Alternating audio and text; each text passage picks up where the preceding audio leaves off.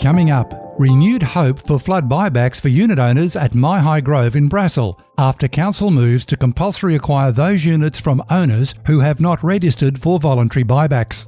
Also in this episode, In-Community CEO Paul Tomasini reveals the homeless situation in Ipswich has gone from bad to worse. It's Tuesday, March 28, 2023, and I'm Alan Roebuck. Welcome to the 250th episode of this podcast. Ipswich today acknowledges the traditional custodians of the land on which it is produced and pays respects to elders past, present and emerging. Ipswich Today is supported by Kinetics, people-powered web hosting trusted by Australian businesses since 1999.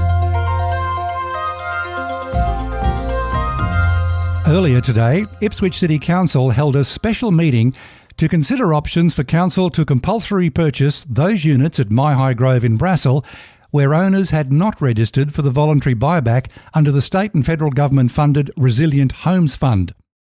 Before discussion and voting took place, the meeting heard an impact statement from one of the owners, Mr Wayne Platts, representing 34 of the 42 unit owners. Here's part of what he had to say. The four topics I just want to quickly address include displacement, financial insecurity, insurance, and support and direction. So on the day of the flooding, you've got to really think about where you're going to go. Do you go to the Ipswich Showgrounds? Do you go to family and friends? A lot of us did that. We went to family and friends, and a few months after, relationships became strained. Then you've got to start looking at where you're going to go again. If you start, in my case, it took me 6 months to actually find a place, a one-bedroom duplex over at Carolee, because there were at least 50 applicants per rental that you had to compete against. 20 would turn up on the day for inspections. The other 30, they were all applying online. So you had the stress of insecurity as to where you're going to be living for the next 6-12 months. We then had other people from the place looking at where do they live. Hotel accommodation, 16 weeks is the maximum you can stay there. Can you imagine paying out each week at hotel rates for your own accommodation? That is a huge amount of money. We've got people who have gone from a 2-bedroom unit to now in a shared accommodation. Basically, all you're doing is now renting a room, and all your facilities are there, yes, but you're only there sharing those accommodations. People from Mihi Grove, from what who I've spoke to, have moved at least twice in the last 12 months. You have just lost your home, you've lost all your belongings, you've got all these costs coming in, and you still are faced with instability as to what you're going to call a roof over your head. There's a real threat of homelessness here. Because of the costs of money that's coming out of our back pocket, not knowing when the reimbursements will come in, not knowing when the buyback or the acquisition will come through, there's a real sense of homelessness starting to emerge, particularly for the women in our complex, and that needs to be addressed. I spoke to one of our residents here this morning. They're on Centrelink benefits. You have a 12-month grace period for your assets. So your home isn't accounted for under the assets test with Centrelink for 12 months. 12 months is gone. Today marks the 13th month since it's been categorised as a catastrophe. For this lady, her home is now categorised as an asset. Therefore, she loses her Centrelink benefits. So this is the impact that's having on us today, and just with the financial stress.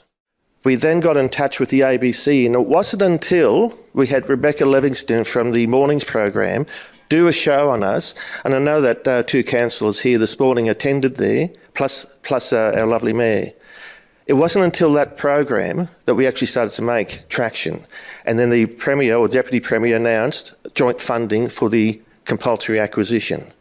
If we had stayed back, sat on our laurels for 12 months, like the insurance company has done, well, where would we be today, I ask you?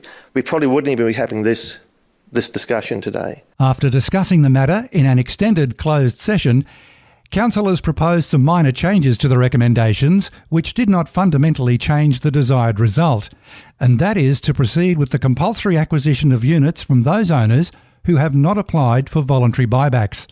For those properties not registered for voluntary buybacks, Ipswich City Council will issue a notice of intention to resume, but firstly make reasonable attempts to negotiate the purchase via resumption agreement.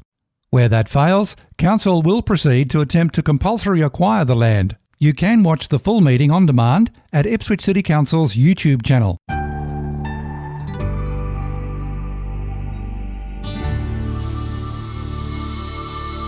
Daily news headlines remind us of an increasing number of homeless in the region. Take a drive around Ipswich and it won't take you long to see the visible signs of people living rough, something that was harder to spot a few years ago.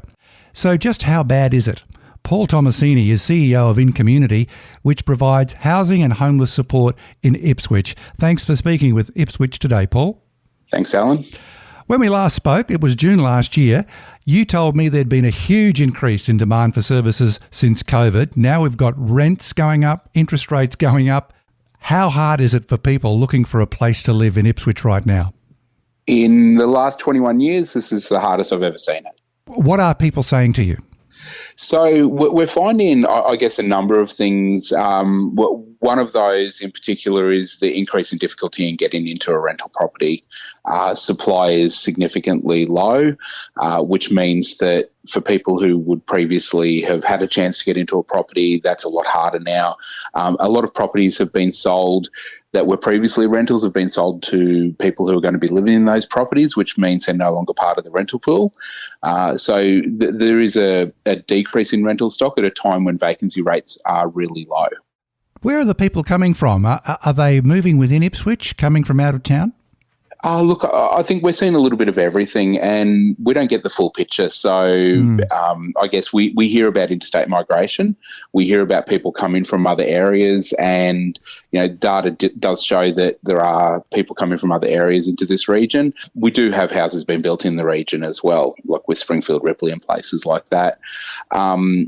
I guess what we're seeing in flowing into our organisation is we're seeing a flow of people we've never seen before. We're seeing a flow of long-term renters who are coming to the end of a tenancy because the house has been sold and they're not able to find something else. The state government's recent changes to allow granny flats to be let out to non-family members, do you think this will help? Well, in Ipswich, we kind of had that already. So I don't think it makes a big difference in our region because it's something that my understanding was that was always able to be done in Ipswich. However, across the state, have we seen much of a difference from it at this point in time? No. Do you know how many granny flats roughly there are in Ipswich? No, and that's, I guess, one of the things. How many granny flats are there and how many flats officially are there are probably two different questions. How many of those were already rented out versus how many were just for storage, I guess. There's a number of things there that we don't really know in terms of that data. More broadly speaking, how have your priorities and services changed from this year to last? Yeah, so just after we spoke last, we started a program putting families into motels as part of the rapid housing response. We had a total of about 100 families go through our motels in Ipswich with a consistent rate of about 45 at any one time. So that was a new demand that we weren't experiencing before, and it was extremely intense. It has slowed down a little bit more recently, and we've been able to get some good housing outcomes for a number of the people that were in those motels. We've also seen a significant increase in people rough sleeping. About 12 months ago, we started doing extended outreach programs, and in that time, we've actually seen about a 38% increase in people who are sleeping rough. What does that equate to in numbers, Paul? So our outreach workers, every time they go out, they're out for about 2 to 3 hours at a time, and they're having contact with about 20 people every time they go out, and they go to different areas. So the numbers are big, and all you've got to do is walk around Ipswich now to see that, and it's something that we've never really seen, the visible rough sleeping at the scale we are now.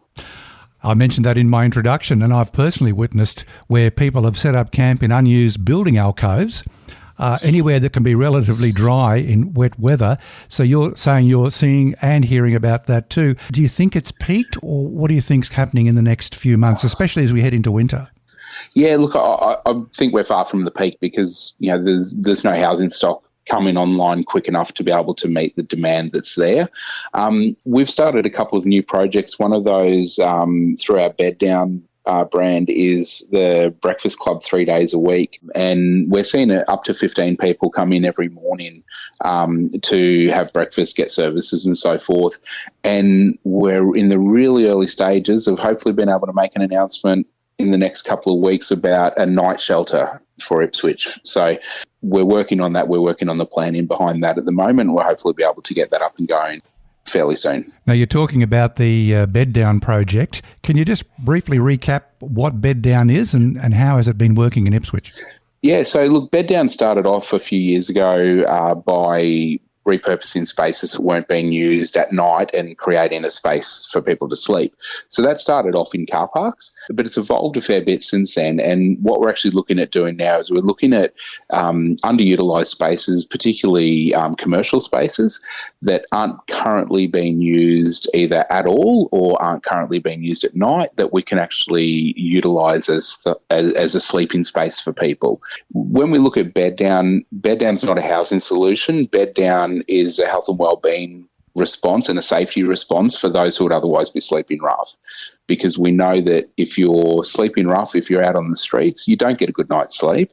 You're constantly on edge wondering what's around you and what might happen to you. So if we can restore someone's sleep, we can start to rebuild the rest of their life with them. Compared to many overseas countries, I thought Australia had a fairly solid level of government support services. How do we really compare? And what do you think should be changed? So in Australia, our social housing sits at about 4.4%. Ahuri put some data out the other day to indicate that, and we're a fair way down the list in terms of OECD countries. What we know is that more injection into social housing, more injection into affordable housing will help to balance that. And until we get to a market where the rental market sits at around 2.5% to 3%, which is a more balanced market. And right now we're sort of around the state, we're in the ones or 0s to 1% ratio, where we're not going to see much of a movement in that space. So whilst we've got a lot of support services with no exits, it makes it really hard for those support services to actually do anything, because without stability of housing, it's hard to then build that next step in someone's life. You mentioned a short time ago you're planning a big announcement about some nighttime emergency shelter. Apart from that, any other new services or programs on the horizon? Yeah, look, we've been doing a project with Solutions Property Management, which are based on Brisbane's north side and also out in Springfield, where we're working directly with their property management teams through our Tenancy Skills Institute training to identify tenancies at risk of failing early, before they become too hard to save, and wrapping the supports around the tenants early, getting the education in place, and hopefully being able to save that tenancy. We've had some really good outcomes early on in that. We're about week 4 at the moment. So we have had some really good outcomes in that program so far. So we're hoping to do more in that space as well. With all the work that In Community does, is there anything the wider community can do to help? Yeah, absolutely. So we would love to have input from the community. You can donate to us. We're currently on the hunt for toiletries, for new toiletries to give out to people who are sleeping rough through our Bed Down project, beddown.org.au. You can jump on there and financially support us as well. That would be much appreciated. There's many different options to do that. And we're just about to launch a campaign for Bed Down coming into end of financial year to raise much needed funds to be able to bring our dreams of these night shelters to life. And finally, Paul, with such a heavy demand and no doubt so many heartbreaking stories coming your way, what keeps you going? I guess we see inspiration in the people that are able to resolve their homelessness. And whilst there's not as many of those as there was before, they are still there. And we know that we walk alongside the people that we're working with for as long as it takes to get them to where they need to be. And all through that process, we help them to build their skills and knowledge. We educate them around tenancy, and we make sure that our impact on their life hopefully will lead them out of that pathway of homelessness and into a more secure housing future. And that really keeps us going. So seeing the people who are coming out the other end of that, because even though it's a difficult rental market, we are still seeing some amazing outcomes, and we are still seeing people getting their forever homes. Paul Tomasini, CEO of In Community, thank you so much for speaking with Ipswich Today. Thanks, Alan. And that's it for episode number 250. Don't forget to look for handy links in the show notes. Ipswich Today is supported by Kinetics, people-powered web hosting trusted by Australian businesses since 1999. This podcast is also listener-supported. Please make a once-only gift or regular donation to help keep it online. Just go to ipswichtoday.com.au and click the donate button on the homepage to make a payment through PayPal. Follow and stream this podcast from your favourite app, including iHeartRadio and Amazon Music, or play Ipswich Today on smart speakers. Music is supplied by Purple Planet Music. This is Alan Roebuck. Thank you for listening.